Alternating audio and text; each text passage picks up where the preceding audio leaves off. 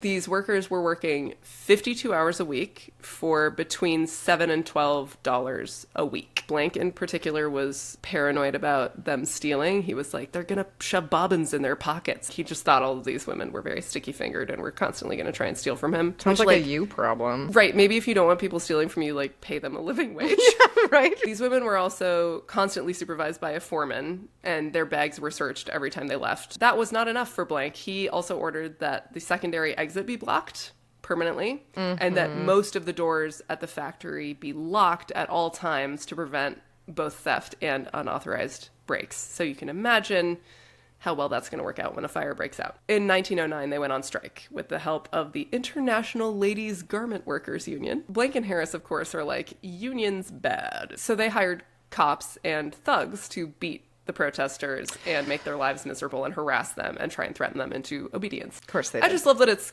cops and thugs.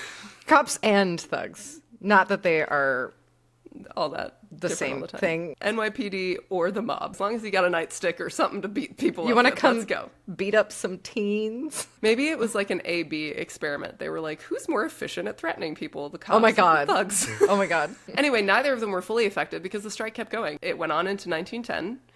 And that's when Blank and Harris finally said, okay, fine, we'll give you shorter hours and better pay. But you can't unionize. Like, that was part of the deal.